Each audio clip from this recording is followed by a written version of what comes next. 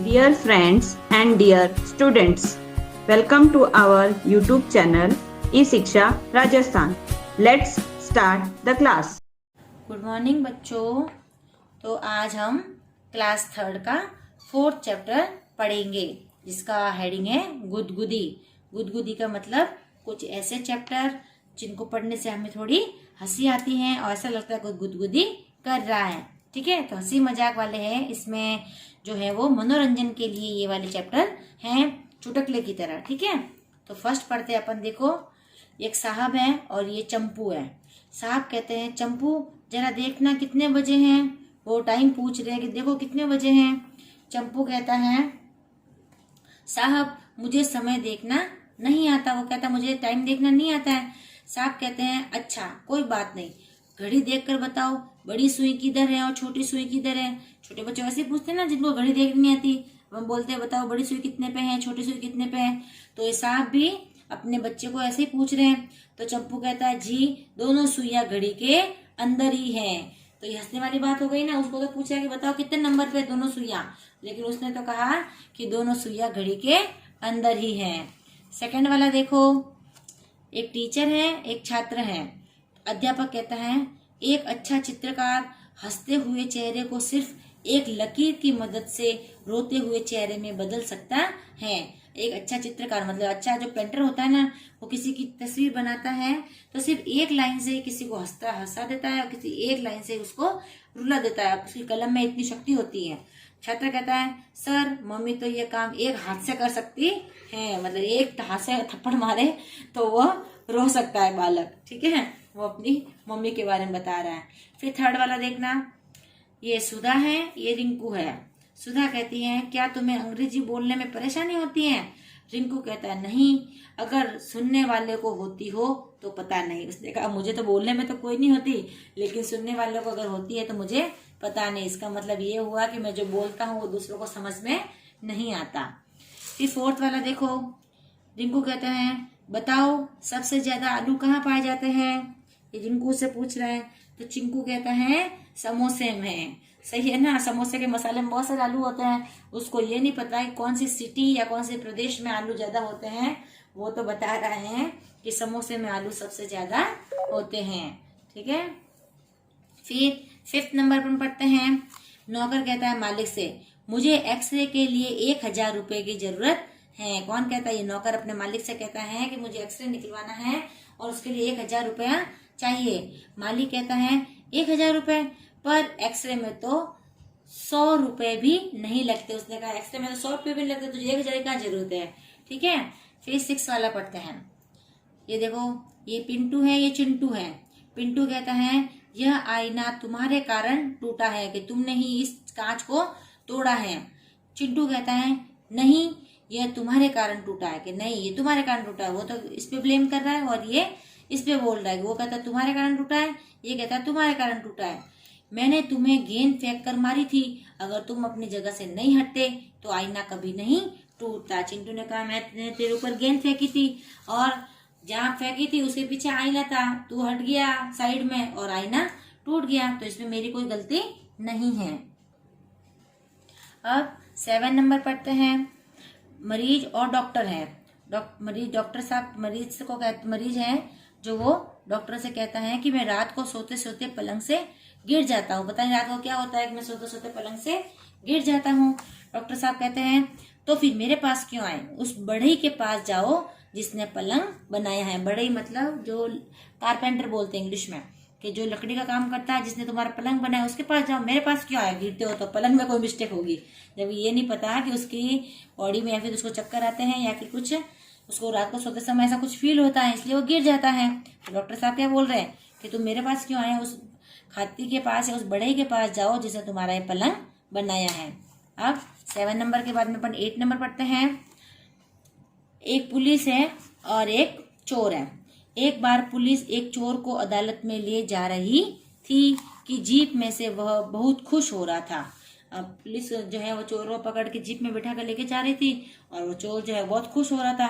फिर हवलदार से पूछता है तुम इतना खुश क्यों हो, तुम्हें तो रोना आना चाहिए, कि तुम्हें तो रोना चाहिए भाई, कि तुम्हें जेल में ले जा रहे हैं बंद करने के लिए, तो तुम खुश क्यों हो रहे हो। चोर ने कहा दरअसल बात यह है कि मैं पहली बार जीप में बैठा हूँ। तो पहली बार जीप में बैठने की खुशी हो रही थी उसको, इसलिए वो रोने की जगह हंस रहा था। जेल जाने का उसको दुख नहीं था, बल्कि जीप में पहली बार बैठा उसकी उसे खुशी हो रही थी। फिर है 9th वाला देखते हैं। माँ कहती हैं बंटी से, बंटी बेटे इस तरह ढोल को फर्श पर क्यों लुढ़का रहे हो। एक ढोल है उसके पास और उसको फर्श पे लुढ़का रहा है आगे पीछे आगे पीछे। बंटी कहता है माँ मैं मुन्ने का मन बहला रहा हूँ। माँ कहती है पर मुन्ना तो कहीं दिखाई नहीं दे रहा है। जब माँ उसको कहती है कि इसको ढोल को इस तरह फर्श पे क्यों लुढ़का रहे हो, तो वो कहता है कि मैं जो छोटा मुन्ना है उसका मन बहला रहा हूँ। तो माँ कहती है कि मुन्ना कहाँ, मुझे तो दिखाई नहीं दे रहा है। बंटी कहता है माँ मुन्ना ही तो ढोल के अंदर है। उसको ढोल के अंदर डाल दिया और उसको आगे पीछे घुमा रहा था ताकि उसको झूले के टाइप उसको महसूस हो रहा था और वह खुश हो रहा था झूले खाकर उस ढोल के अंदर। तो ये लेसन में अपन ने क्या पढ़े, कुछ गुदगुदी आने वाले हंसाने वाले छोटे छोटे से चैप्टर पढ़े। ठीक है, ये जो चुटकुले की तरह होते हैं। ठीक है, तो अब जो है अब मेन है कि ये तो आपका चैप्टर तो हो गया कंप्लीट। अब आपको नोटबुक में क्या करना है वो अब आएगा। ठीक है, अब है पहेलियाँ। पहेलियाँ क्या होती हैं, पहेलियाँ ऐसे हिंदी के होते हैं जिसमें क्वेश्चन टाइप होता है और जिसका आंसर भी निकलता है। तो फर्स्ट पहेली अपन देखते हैं। लुकी छिपी सी दबी रहे अंधकार में काया, मिट्टी से ले भोजन पानी ऐसी किसकी माया। मतलब लुकी छिपी यानी छिप छिप के रहने वाली और दबी हुई रहती है अंदर की तरह। अंधकार मतलब अंदर बहुत अंधेरा होता है, उसकी जो काया है उसका शरीर है वो अंदर अंदर होता है। मिट्टी से ले भोजन पानी और वो मिट्टी से ही भोजन और पानी दोनों को लेती है। बताओ ऐसी कौन सी चीज है जो छुपी हुई रहती है, अंधेरे में रहती है और मिट्टी से ही भोजन और पानी लेती हैं। ऐसी बताओ कौन सी चीजें हैं। तो ये है जड़। जड़ किसकी, कोई भी पेड़ की जड़ हो सकती है। तो जड़ ही है जो मिट्टी के अंदर रहती है और मिट्टी से ही भोजन और पानी की व्यवस्था पूरी करती है और पूरे पौधे को वो सप्लाई करती है। ठीक है, फिर है सेकंड। एक फूल है काले रंग का। एक फूल है कैसा कलर का है, काले कलर का है। सिर पर सदा सुहाए और कहाँ सुहाता है वो, सिर के ऊपर। तेज धूप में खिल खिल जाता, जितनी तेज धूप होती है उस समय वो खिल जाता है, पर छाया में मुरझाए। और जैसे ही छाया हो जाती है वो फूल मुरझा जाता है। बहुत बड़ा फूल है, काले रंग का है, हमेशा हमारे सिर पर रहता है और तेज धूप निकलती है तो फूल खिल जाता है और जब छाया आती है तो वो मुरझा जाता है। बताओ क्या है वो चीज, छाता, अम्ब्रेला, जिसको अपन गर्मी हो चाहे बारिश हो काले रंग का होता है। जैसे ही बारिश हुई या धूप आती है तो अपन उसको फैला देते हैं, खोल देते हैं, खोलने से वो खिल जाता है और जैसे छाया आती है हम उसको बंद कर देते हैं तो बंद करने से वो मुरझा जाता है। ठीक है, समझ में आया ना। अब अगली पहेली देखो। अगली पहेली क्या है। लंबी दाढ़ी वाला बाबा एक टांग पर खड़ा रहे। एक बाबा है जो बहुत ही लंबी दाढ़ी है, बहुत लंबी लंबी दाढ़ी है उसकी और एक टांग पर ही खड़ा है। दाढ़ी पकड़ झूमते बच्चे, बच्चे क्या करते हैं उसकी दाढ़ी पकड़ते हैं और झूले खाते हैं, झूमते हैं, कुछ न बोले डटा रहे। और वो बेचारा कुछ भी नहीं बोलता है और एक जगह चुपचाप खड़ा रहता है। बताओ क्या है ये है पेड़ बरगद का। देखा आप लोगों ने बरगद का पेड़। बरगद का पेड़ कैसा होता है, बहुत ही बड़ा विशाल होता है। उसकी जड़ें जैसी होती है वो बाहर आ जाती है ऊपर से और ऐसा लगता है कि वो किसी की दाढ़ी है और बच्चे उससे लटक कर बहुत सारे झूला खाते हैं और वो बेचारा कुछ भी नहीं बोलता, एक जगह खड़ा रहता है। अगली पहेली देखते हैं। देवनागरी है लिपि कहलाती सुर भाषा।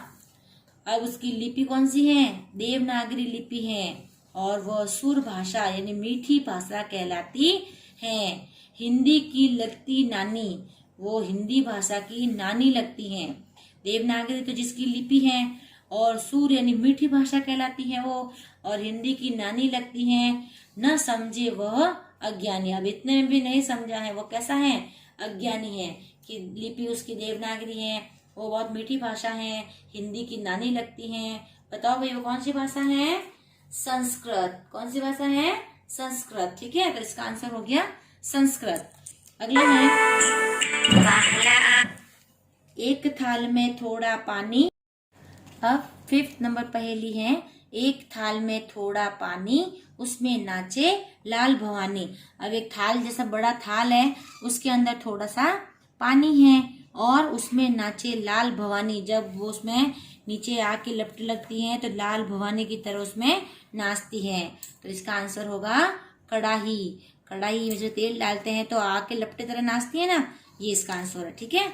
अब लास्ट पहेली है, राजा की बेटी 12 में पढ़े, 12 पास करे तो 1 में पढ़े। अब एक राजा की बेटी है, वो 12 में पढ़ती है और 12 जब पूरा पढ़ती है, 12 पास करती है तो वापस 1 में आ जाती है। बताओ ऐसी कौन सी चीज है तो 12 पास करने पर 1 में आ जाती है? घड़ी। ठीक है ना, क्लॉक। तो घड़ी होती है, उसमें 12 बजने के बाद वापस कितने बजते हैं? 1 बज जाते हैं। तो ये पहेली इसके बताई गई है कि राजा की बेटी है जो 12 में पढ़ती है और 12 पास करे तो 1 में पढ़ती है वापस। ठीक है। तो इस तरह आपका लेसन कंप्लीट हुआ और ये जो पहेलियां हैं वो आपको अपनी नोटबुक में करनी है। एक पहेली फिर इसका आंसर, सेकंड पहेली फिर इसका आंसर, थर्ड पहेली फिर इसका आंसर। इस तरह एक क्वेश्चन एक आंसर की तरह आपको पर पहेलियां हेडिंग लगाना है और इसके क्वेश्चन आंसर की तरफ इसको पहेली चैप्टर को पूरा करना है। ठीक है। और इसके आंसर भी लिखने हैं। ठीक है। अगले चैप्टर के लिए अपन नेक्स्ट वीडियो में पढ़ेंगे। Thank you.